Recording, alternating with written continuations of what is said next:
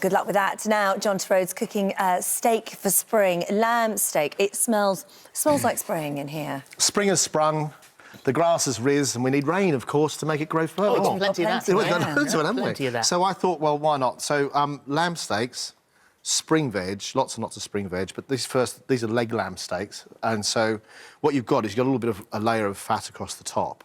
But the fat's not the bad bit. The bad bit is the bit that sits underneath it. It's a little bit of white connective tissue. So you just have to slice through it? Slice through it, and it stops it from shrinking. But the other thing, this is a leg steak, so it's got a bit of muscle to it. Actually, this comes from the rump, which is not your bottom. Oh. Your rump is your love handles. So I didn't know it's that. here, it's this bit. That bit? So it's really tasty. OK. Because we all love a love handle. Well. And then, well, yes, some of us do. And then put a little bit of lemon juice over the lamb, and the lemon juice just helps to break down the connective tissue, So you make leave a lot that more. for how long? About 10 minutes. Right, OK. That's it. Oh, Or can go overnight if you want to, and a tiny bit of salt. Let And that go. won't draw the juice out? No, the lemon juice, all it does is start to break the fat down. But I mean the salt? No, the salt's on the outside of the lemon juice. So whilst that's going to marinate, big pot of water, asparagus, frozen broad beans, frozen edamame or soybeans, edamame beans. frozen peas and fresh spring onions. Just chuck it all in together.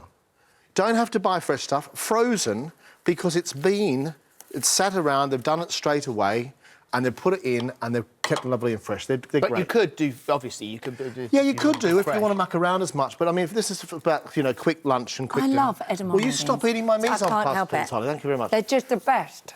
And then spring onions at the last minute as well. Like, the soft onions give it a bit more flavour. Into a big pot, let that come to the boil. Whilst that's now coming up to the boil, I'm going to get those steaks on. A little bit of oil, not very much, just a tiny bit of oil across the top of them. I don't get a broad bean. Is that a broad bean? Yes. You don't They're get them. sleeping in a blankety bed. Yeah, I'm not sure about that. I prefer... Edamame bean is like a nicer... Although when you peel a broad bean, there's an edamame bean inside. Well, that's it, almost. So there's your broad bean, but what you get out of a broad bean is you only get a couple of pods, don't you? You don't get very much at all. So that's the thing. So that's a bit of a pain. Yeah. Let your steak cook. Now, when you do it, you want to hear a bit of noise. A little bit of noise is really important. A little bit of oil across the top. Let your veg cook away, that's fine. And then I'm going to let that cook for about 4 or 5 minutes, and on top of that, I'm going to make a mixture of garlic and rosemary. Now, all this sort of stuff is all on the website. All the recipes are there, that's fine. A little bit of that, a little bit of that, and a bit of oil, mix it together, and that's going to go on the top once it's All cooked. fresh rosemary. Yeah, fresh is fine. I mean, you can use dry if you want to, that's OK. Oh, OK. My veg is here. I'm going to make a quick dressing. Can I move that way? Is that all right? So what happens is when we make a dressing, I like a dressing that's thick, that holds onto things.